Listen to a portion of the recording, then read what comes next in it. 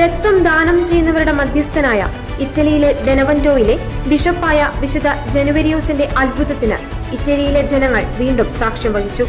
വിശുദ്ധ കുർബാന മധ്യേ നേപ്പിൾസിലെ arch bishop ഡൊമിനിക്കോ ബെറ്റാഗ്ലിയാണ് വിശുദ്ധന്റെ രക്തത്തിന്റെ തിരുശേഷിപ്പടങ്ങിയ ആംബ്യൂൾ ഉയർത്തി തിരുരക്തം വീണ്ടും ദ്രാവക രൂപത്തിലായ വിവരം ദേവാലയത്തിൽ ഒത്തുകൂടിയ ജനങ്ങളെ അറിയിച്ചത്. വിശുദ്ധ ജനുവരിയോസിന്റെ തിരുരക്തത്തിന്റെ ഓരോ തുള്ളിയും നമ്മോട് ദൈവസ്നേഹത്തെക്കുറിച്ചാണ് ഓർമ്മിപ്പിക്കുന്നത് എന്ന് ആർച്ച് ബിഷപ്പ് ബെറ്റാഗ്ലിയ തന്റെ പ്രസംഗത്തിൽ പറഞ്ഞു. ഇറ്റാലിയൻ ഭാഷയിൽ സാൻ ജെന്നാരോ എന്നറിയപ്പെടുന്ന വിശുദ്ധ ജനുവരിയോസിന്റെ തിരുനാളിന് നേപ്പിൾസിലെ കത്തീഡ്രൽ ഓഫ് അസംഷൻ ഓഫ് മേരിയിൽ നൂറുകണക്കിന് ആളുകളാണ് ഒത്തുകൂടിയത്. സെപ്റ്റംബർ 19 ഈ വിശുദ്ധന്റെ തിരുനാൾ. ഡയോക്ലീഷ്യൻ ചക്രവർത്തിയുടെ നേതൃത്വത്തിൽ മതപീഡനം ശക്തമായിരുന്ന സമയത്താണ് വിശുദ്ധ ജാനുവരിയോസ് ജീവിച്ചിരുന്നത്. നേപ്പിൾസാണ് അദ്ദേഹത്തിന്റെ ജന്മനാട്. ക്രൈസ്തവ വിശ്വാസിയായിരുന്ന ഇദ്ദേഹം ബെനവന്റോയിലെ മെത്രാനായി നിയമിക്കപ്പെട്ടു. പീഡിപ്പിക്കപ്പെടുന്നതിനിടയിലും ക്രൈസ്തവ വിശ്വാസികളെ വിശ്വാസത്തിൽ ഉറപ്പിച്ചു നിർത്തുവാൻ അദ്ദേഹം പ്രത്യേകമായി പരിശ്രമിച്ചു. മതപീഡനം വർദ്ധിച്ചു വരികയായിരുന്ന സമയത്ത് ദിവസവും നിരവധി ആളുകൾ രക്തസാക്ഷിത്വം വരിക്കുകയും കാരാഗ്രഹത്തിൽ അടയ്ക്കപ്പെടുകയും ചെയ്തു. വിശുദ്ധന് പ്രിയപ്പെട്ടവരിൽ ഒരാളായിരുന്ന ഡീക്കൻ ബോസിയൂസും കൂട്ടരും കാരാഗ്രഹത്തിൽ അടയ്ക്കപ്പെട്ടതറിഞ്ഞ് ജാനുവാരിയൂസ് ഉടൻ തന്നെ അവരെ ആശ്വസിപ്പിക്കുന്നതിനും ധൈര്യപ്പെടുത്തുന്നതിനുമായി കാരാഗ്രഹത്തിൽ ചെന്നു.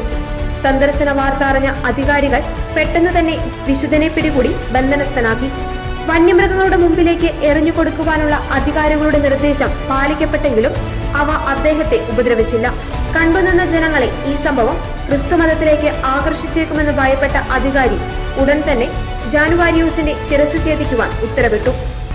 ഒരു പ്രാദേശിക ഐതിഹ്യമനുസരിച്ച് വിശുദ്ധ ജാനുവാരിയൂസിന്റെ പൊതുവധശിക്ഷയ്ക്ക് ശേഷം യൂസേബിയ എന്ന സ്ത്രീ ഒരു തിരുശേഷിപ്പ് പോലെ സൂക്ഷിക്കുവാൻ അദ്ദേഹത്തിന്റെ രക്തം 2 കുപ്പികളിൽ ശേഖരിച്ചു. എന്നാൽ അത്ഭുതകരമായി ഇടയ്ക്കിടെ ഈ രക്തം കട്ടപിടിക്കുകയും ദ്രവീകരിക്കുകയും ചെയ്യുവാൻ തുടങ്ങി. 1389 ആദ്യമായി ഇത് സ്ഥിരീകരിച്ചത്. പ്രത്യേകിച്ച് വിശുദ്ധന്റെ തിരുനാൾ ദിനത്തിലാണ് ഇത് സംഭവിക്കുവാൻ ആരംഭിക്കുന്നത്.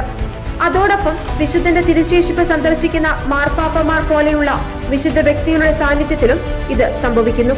നേപ്പിൾസിലെ ദേവാലയത്തിലാണ് 2 കണ്ണാടി പാത്രങ്ങളിലായി വിശുദ്ധന്റെ രക്തവും വേറൊരു പാത്രത്തിൽ ശിരസും സൂക്ഷിച്ചിരിക്കുന്നത്. രക്തം സൂക്ഷിക്കുന്ന പാത്രം വിശുദ്ധന്റെ ശിരസിന് സമീപത്തേക്ക് കൊണ്ടുവരുമ്പോൾ ഉറച്ച രക്തം ജീവനുള്ള ഒരു മനുഷ്യന്റെ രക്തം പോലെ ഉരുകി തുടങ്ങും. പ്രധാനമായും വർഷത്തിൽ 2 തവണയാണ് ഈ ദ്രവീകരണം സംഭവിക്കുന്നത്. വിശുദ്ധന്റെ തിരുനാൾ ദിനമായ സെപ്റ്റംബർ 19, മെയ് മാസത്തിലെ ആദ്യ ശനിയാഴ്ച എന്നീ ദിവസങ്ങളിലാണ് ഇവ സംഭവിക്കാറ്. അതിനാലാണ് രക്തദാതാക്കളുടെ മധ്യസ്ഥനായി വിശുദ്ധനെ പ്രത്യേകമായി വണങ്ങുന്നതും.